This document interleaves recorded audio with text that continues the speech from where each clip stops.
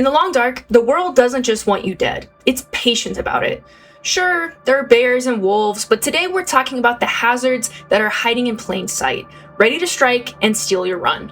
Honestly, I've lost runs to most of these at some point, so let's walk through the environmental hazards in the long dark that have probably killed you too, from mild inconvenience to straight up nightmare fuel.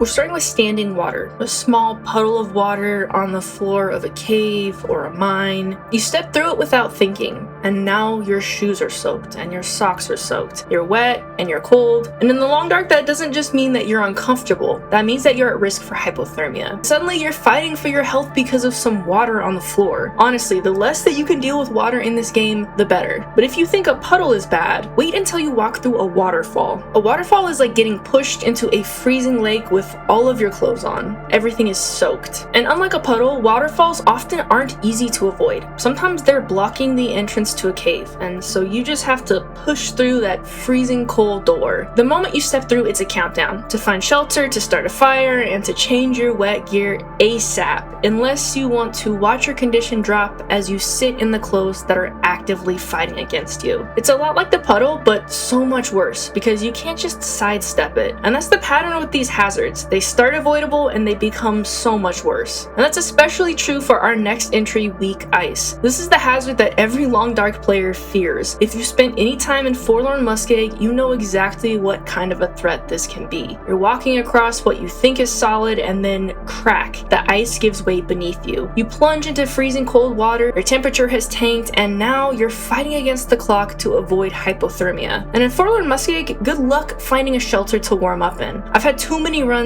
end in that region, all starting with weak ice. The extra messed up thing about this is that, sure, weak ice gives you a small warning, but it's rarely, if ever, enough time for you to actually avoid the plunge. The only positive about weak ice is that it's always going to be a threat. You can learn to spot it, and you can get better at avoiding it. But our next two hazards are different because they can be completely harmless until they absolutely aren't. During non-aurora hours, wires are basically just set dressing. They're old cables that lay across the ground or hang into pools. You've stepped over them dozens of times without a second thought. But then the aurora hits, and suddenly those dull cables spark to life, crackling with electricity. And if you're too close, they will electrocute you. You'll get a burn affliction and your condition will start to drop fast, forcing you to quickly sort out what's going on and take care of yourself. What's especially dangerous is that you've gotten in the habit of ignoring wires. So you're fighting muscle memory, and it can easily get you killed. But it gets worse. The true nightmare combination is electrified water. A downed live wire makes contact with a puddle of water, and now that little puddle of water is a death trap. If you step into it, your condition will drain rapidly. It's fast and aggressive damage. If you're lost or disoriented and you wander into electrified water, you can go from full health to dead before you even realize what's going on. Avoid it like the plague is the only advice that works. During the aurora, every puddle and downed wire is suspect. You have to slow down, move carefully, and calculate every move you make. The only benefit is that you can see it and you know it's there. Our next hazard isn't quite so generous. Certain mines in Great Bear Island, like the Langston mine in the zone of contamination, are filled with toxic gas. It hangs in the air and you can barely see it. If you walk through, a suffocation meter appears on your screen, and as it drops, your vision blurs and you can die quickly. The only way to truly survive the gas, other than trying to just sprint through, is with a respirator and filter canisters. The canisters don't last forever either, which only adds to the stress of all of this. You're deep in a mine, entering a section with gas. Do you turn back or do you gamble, hoping there's something worth finding up ahead? I've made the wrong call in this situation before, and when those canisters run out, you can't fight back. At least airborne gas is a hazard that you can prepare for, at least somewhat. But our final entry is something an entire region is built around: chemical hazards. The zone of contamination is home to the majority of the chemical hazards you can encounter in this game, and in a sense that's lucky because these hazards are not to be messed with. Walk through a chemical spill and your chemical poisoning risk will start climbing, and if you don't get away fast enough, you're at risk of having full-on chemical poisoning, an affliction that doesn't just go away with a bandage. You can gear up and prepare, but the best way to protect yourself is to just avoid chemical hazards at all costs. The risk here is very, very rarely truly worth the reward. So that's 7 environmental hazards, from a puddle that soaks your shoes to a toxic gas cloud that ended your run in a few seconds. Hazards don't fight fair, and they just wait patiently for you to make the right mistake. Which of these hazards has ended more of your runs than you'd like to admit? For me, it's weak ice. Forlorn Muskeg and I have a beef that goes way back, but let me know yours in the comments. If you like more content like this, please like and subscribe, and I'll see you in the next one.